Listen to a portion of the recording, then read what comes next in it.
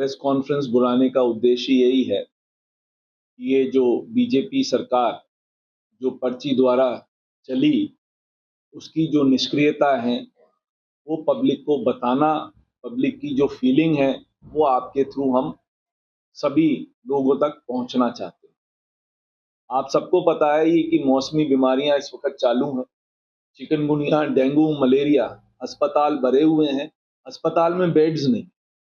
पहली बार हो रहा है कि अस्पताल में बेड्स नहीं है। बेड्स नहीं होने से लोग बाग एक एक बिस्तर पे 4-4, 5-5 आदमी हैं। सीएचसीओ पे डॉक्टर अवेलेबल नहीं है, दवाइयां अवेलेबल नहीं है। दवाइयां अवेलेबल हैं तो वो शॉर्ट एक्सपायरी की दवाइयां अवेलेबल। आपको पता है पिछली दिशा मीटिंग में हमने रेस करा था कि धौलपुर का जो पुराना जिला अस्पताल है वहां डे सेंटर चालू हो। दिशा मीटिंग के 17वें दिन या 18वें दिन वो ऑर्डर निकला। मतलब एक ऑर्डर जो 2 दिन में निकल सकता था वो 18वें दिन निकला। और आज आपको पता है शाम के टाइम यदि किसी को जाना हो जिला अस्पताल, वो जा ही नहीं सकता है, क्योंकि इमरजेंसी का कोई केस हो तो जगदीश सराय पे इतना जाम लगा रहता है कि आप वहां पहुंच ही नहीं सकते। वहां पुलिस से मैं कहता हूं वहां माकूल व्यवस्था करें, जिससे कोई इमरजेंसी हो तो वो जिला अस्पताल, क्योंकि यहाँ तो सिर्फ डे सेंटर चल रहा है, वो बेचारा कहाँ जाएगा, किधर जाएगा। इसी तरह से हमारे किसान भाइयों को डीएपी नहीं है। डीएपी पुलिस की नजर में बट रहा है। डीएपी की मैंने सेक्रेटरी लेवल पर बात कर ली, बोले हम करते हैं। जितनी रह के उतर रही हैं वो या तो भरतपुर उतर रही है या हिंडौन उतर रही है। धौलपुर में जहां रेक लग सकती है वहां आज तक एक रेक नहीं आई है। धौलपुर की जो डिमांड है उसके मुकाबले अभी तक हमें डीएपी सिर्फ 5% मिला है। किसान कहां जाएगा, किसान किसके भरोसे जाएगा। कालाबाजारी हो रही है, सबको पता है कालाबाजारी हो रही है। जो 1350 रुपए का डीएपी आ रहा है वो 1800 रुपए में मिल रहा है। सरकार इस बारे में कुछ कर नहीं रही है। जब तक आप अवेलेबल नहीं करोगे, डीएपी अवेलेबल नहीं करोगे तो किसान कितनी बार अपना खेत जोतेगा। सरकार तो सीधे कहती है कि आप सिंगल सुपर फॉस्फेट और यूरिया मिला के डीएपी का इस्तेमाल कर लो। उसके लिए किसान को 3 बार खेत जोतना पड़ता है। खेत जोतता है तो उसकी लागत बढ़ती है, लागत बढ़ती है तो उसका बेचारे का जो मुनाफा है वो अपने आप कम हो जाता है। तो ये चीज हमें समझनी पड़ेगी कि हमारे को डीएपी देना पड़ेगा। भाई आप ये पहले से फोरकास्ट क्यों नहीं कर सकते थे? हमारे टाइम तो कभी नहीं हुआ 5 सालों में कि डीएपी की शॉर्टेज हुई। पहले से आप फोरकास्ट करते। आपने फोरकास्ट, क्योंकि सरकार लगी हुई है ट्रांसफर पोस्टिंग करने में, हर 3 महीने में एक अधिकारी बदल जाता है। तो डीएपी का आपको पता ही नहीं है कि कितनी फोरकास्ट होनी चाहिए, सेंटर से कौन बात करेगा, क्योंकि बात करने वाला ही कोई नहीं, सेंटर से कोई बात करने वाला ही नहीं है कि भाई बात करे और वो माल आ जाए। वो कहते हैं आप सेंटर से हम रिक्वेस्ट करते हैं। ये तो डबल इंजन की सरकार है। तो डबल इंजन की सरकार क्या सो रही है क्या? मैं आपके माध्यम से पूछना चाह रहा हूं, डबल इंजन की सरकार सो रही है क्या? मुख्यमंत्री जी घूम रहे हैं कहां? विदेशों में। वो गए थे डाइकिन में। एक मैं सिर्फ एग्जांपल दे रहा हूं, पिछली बार जापान गए थे, डाइकिन इंडस्ट्री में गए। डाइकिन का एक ऑलरेडी प्लांट लगा हुआ था, उनसे ये बात करने गए कि साहब कुछ इन्वेस्टमेंट राजस्थान में कर दो। तो डाइकिन वालों ने 2 दिन बाद इकोनॉमिक टाइम्स में न्यूज आई कि 1200 करोड़ का इन्वेस्टमेंट जो राजस्थान में करने वाले थे, उनकी विजिट के बाद वो आंध्र प्रदेश चला। तो ऐसे हमारे मुख्यमंत्री जी का राइजिंग राजस्थान चल रहा है। मैंने तो सिर्फ आपको एक एग्जांपल दिया है, राइजिंग राजस्थान चल रहा है। धौलपुर में हुई, धौलपुर में 500-600 करोड़ के एमओयू साइन हो गए। एमओयू तो साइन करना बहुत आसान है, बट एमओयू को धरातल पे लाना कितना मुश्किल है वो आप सबको भी पता है, नहीं तो पहले ही हो जाता है। तो जो आदमी आएगा जिसको इन्वेस्टमेंट करना है, यदि उसको लग रहा है कि मेरे को यहाँ 2 पैसे मिलेंगे तो मैं इन्वेस्टमेंट करूंगा, नहीं तो आप जितना घूम लीजिए। घूमना है, मुख्यमंत्री जी को विदेश भ्रमण की इच्छा थी, पूरी सरकार विदेश भ्रमण में चल रही है। अब देखते हैं कितने एमओयू आएंगे। सिर्फ सोलर के अलावा आप देखना इन्वेस्टमेंट कितना सा आएगा, वो आप सबको मैं बता दूंगा 1 साल बाद कितना इन्वेस्टमेंट आएगा। सोलर के अलावा इन्वेस्टमेंट नहीं आएगा, क्योंकि सोलर की जमीन ही हमारे पास है और कहीं है नहीं, इसीलिए सोलर का इन्वेस्टमेंट हमारे यहाँ आएगा। वो ये नहीं करते तो भी आ रहा था, और करते हैं तो भी आ रहा था। वो तो अपने आप ही आएगा, क्योंकि जमीन ही अवेलेबल है और कहीं जमीन ही अवेलेबल नहीं। तीसरी चीज मैं आपको कहना चाहता हूं, पिछले दिनों हमने कानून व्यवस्था की धौलपुर में हालत देखी, कितनी चोरियां हुई। चोरियां पुलिस महकमा कहता है खोल दी गई। भाई आपने खोल दी तो उसमें से माल क्या बरामद हुआ, वो आज तक पब्लिक को नहीं पता पड़ा। जिनकी चोरियां हुई उनको माल अभी तक नहीं मिला। तो ये चोरियां खुली भी हैं या नहीं खुली हैं? ये किसी को पता नहीं है। और आप सबको पता है कि चोरियां कितने तादाद में हुई थी, रोक बाग रात रात भर जगे हुए थे, बट बरामदगी का अभी तक एक भी स्टेटमेंट नहीं आया, ना पुलिस कप्तान द्वारा आया, ना कहीं से आया। हमें पता तो पड़े कि सामान कितना बरामद हुआ, कि सिर्फ चोरी पकड़े गए और सामान बरामद नहीं हुआ है। बरामदगी के ऊपर भी तो कुछ चीज आए। तो ये जो है धौलपुर आपने देख लिया, धौलपुर क्या है, धौलपुर नर्क बना हुआ है। आज तक आपकी सुपर सकर मशीन, आज दिन तक आपकी सुपर सकर मशीन चालू नहीं हुई। आपकी सीवर लाइनें सब बस्ट है, कहीं कहीं तो टूट गई हैं, कहीं बिल्कुल भरी पड़ी हैं, उनकी सफाई नहीं हो रही। लोगों ने पानी की वजह से सीवर लाइनें खोल दी थी, तो सीवर लाइनें बस्ट हो गई। तो ये सरकार, अभी तक पानी नहीं निकला। कई कॉलोनीज में आप जाओ, तीन दो महीने होने आ रहे हैं बारिश को, फिर भी पानी नहीं निकल पा रहा है। तो ये सरकार की नाकामियां हैं। सरकार कहती है पैसा नहीं है, यहाँ यूडी टैक्स कलेक्ट नहीं हुआ था, राजाखेड़ा में नहीं हुआ था, किसी भी नगर पालिका में यूडी टैक्स नहीं हुआ, तो इनकी सबके पैसे रुके हुए हैं।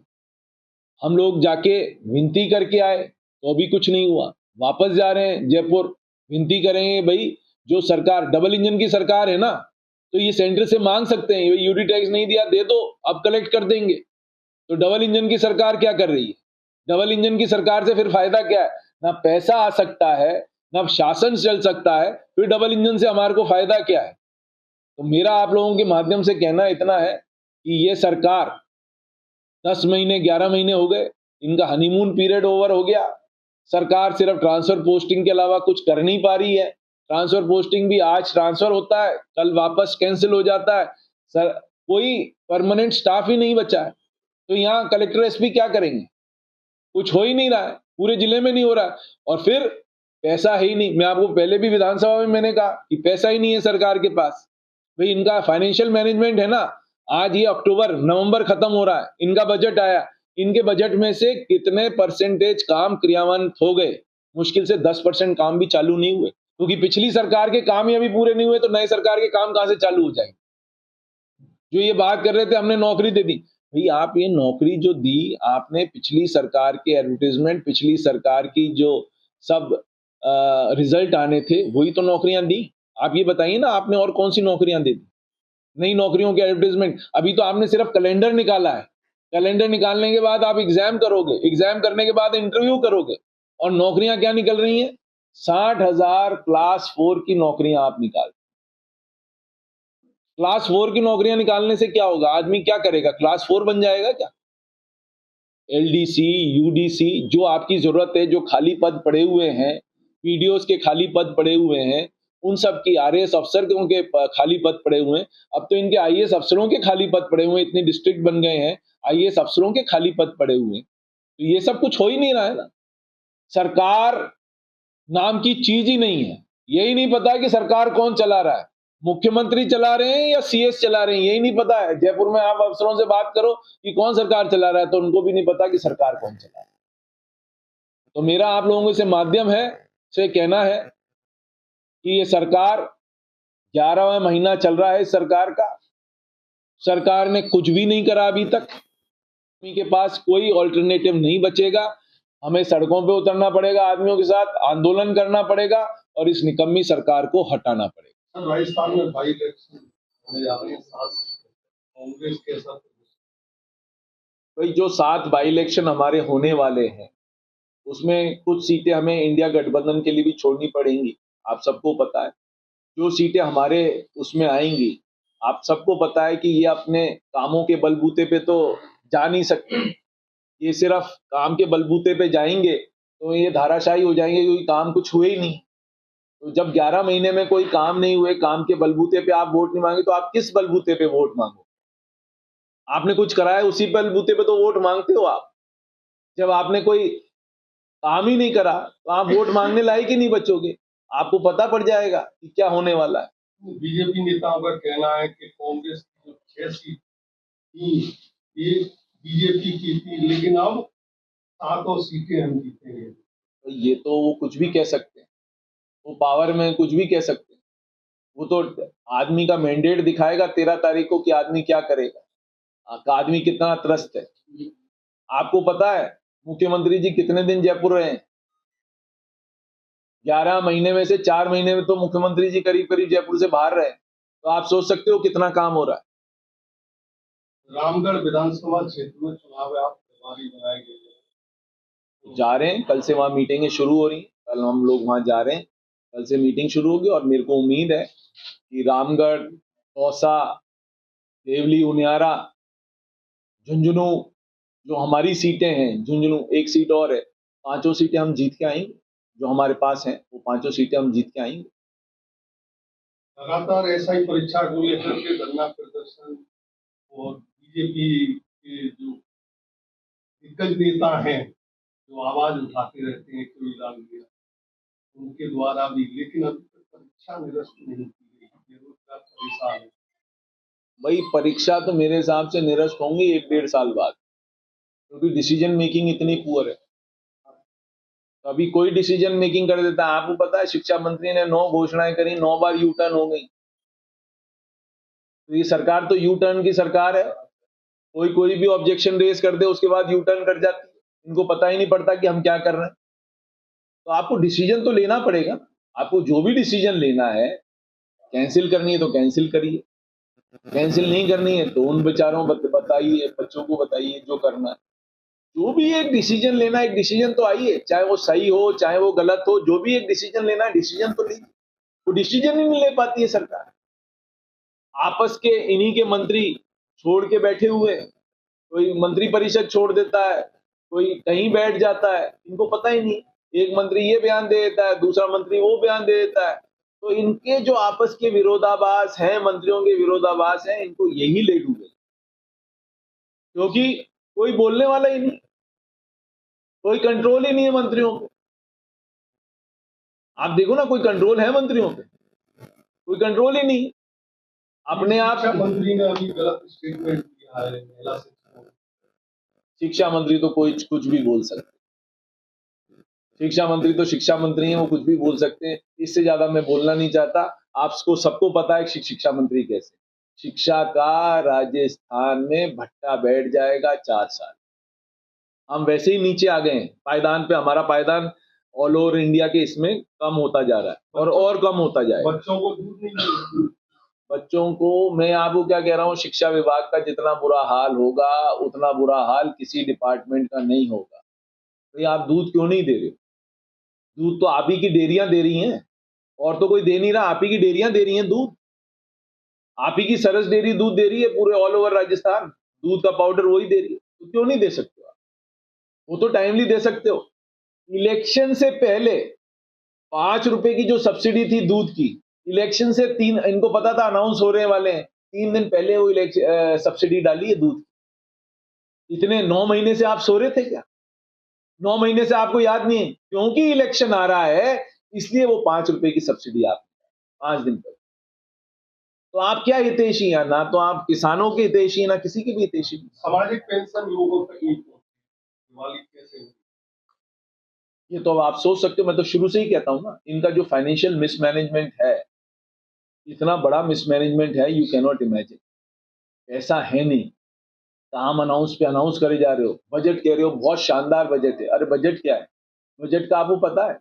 जितना बजट बनाया है, आपको एक बड़ा पहलू देता हूं जबरदस्त। हमारे को 93,000 करोड़ रुपया वापस करना था लास्ट बजट का। और जब हमारा ये वाला बजट आया, जब इसमें रिवैल्यूएशन करके जब वो देते हैं, तो हमने 1,73,000 करोड़ का रीपेमेंट करा। क्या हमको ये नहीं पता है कि हमारी कार की ईएमआई कितनी होती है? कि हमारे को 10,000 रुपये महीना देना पड़ता है। तो सरकार में क्या अफसरों को ये नहीं पता कि कितना पैसा देना है? 73,000 करोड़ की 93,000 करोड़ की जगह हम 1,73,000 करोड़ रुपए वापस दे रहे हैं। हमारे को ये भी नहीं पता है। और वो बजट में रिवैल्यूएशन करके डाल रहे हैं, आरई में डाल रहे हैं वापस। ये आप समझ लो कि किस तरह से बजट बन रहा है और किस तरह से सरकार चल रही है, किस तरह से फाइनेंस मिनिस्टर चला रहे हैं सरकार। ये भी आपको बताता हूं, जीएसटी की सबसे बड़ी ग्रोथ में राजस्थान नहीं है। जीएसटी की जो ग्रोथ है, जो हमारी ग्रोथ होनी चाहिए 15% एंड अबव, नहीं है। इनने जो एनविसेज करी है कि हमारी जो बजटेड ग्रोथ होगी वो 20% होगी, वो आज की डेट में वो 11% है। तो 9% वो सब लॉस में ही बुक होगा ना। आपको एक्साइज का पैसा पूरा नहीं मिलेगा, एक्साइज में भी आपका कम पैसा कलेक्ट हुआ है, आपका जीएसटी में भी पैसा कम कलेक्ट हुआ है, आपका पिछली बार रजिस्ट्रेशन में सिर्फ 90% आपके बजट पूरे हुए हैं, कई जगह तो 70% बजट भी पूरे नहीं हुए। तो ये सब होने से क्या होगा, सरकार की माली हालत और खराब होती है, सरकार की माली हालत और खराब होती है। तो जब माली हालत खराब हो जाएगी, अभी आर्टिकल भी था, कल परसों ही आर्टिकल था, राजस्थान ये 10-11 महीनों में जो राजस्थान की स्थिति है, राजस्थान हो सकता है डेट के मामले में Rajasthan one of the last states हो जाए इंडिया में। इतना डेट हो गया राजस्थान, क्योंकि राजस्थान में ये जो राइजिंग राजस्थान की बात कर रहे हैं, एमओयूज हो जाएंगे। पिछली भी सरकारों ने एमओयूज खूब करे, एमओयूज से कुछ नहीं होगा। आप चले जाइए, विदेश चले जाइए, घूम आइए, फिर आइए, आप अपनी बात कर लीजिए, उससे नहीं। आदमी तो वही आएगा जिसको यहाँ लगेगा कि मैं 2 पैसे कमा सकता हूँ, वही आदमी आएगा, अदरवाइज कोई नहीं। उत्तराखंड में इन्वेस्टमेंट आया था, जहां एक्साइज का आप लोगों ने, सबको पता है, एक्साइज का बेनिफिट मिला था, सब लोग उत्तराखंड में आ गए थे। हमने भी उत्तराखंड में इंडस्ट्री लगाई थी। जिस दिन एक्साइज का खत्म हुआ, सबने अपनी इंडस्ट्री बंद करके वापस चले। यही होने वाला है, जहां पर आप पैकेजेस दे दोगे, वहां वो सरकार वो इन्वेस्टमेंट कर देंगे, जहां पैकेजेस नहीं मिलेंगे वहां इन्वेस्टमेंट नहीं आएगा। जिस दिन पैकेज खत्म हो जाएगा, उस दिन ताला चाबी बंद होके वो इंडस्ट्री वहीं बंद।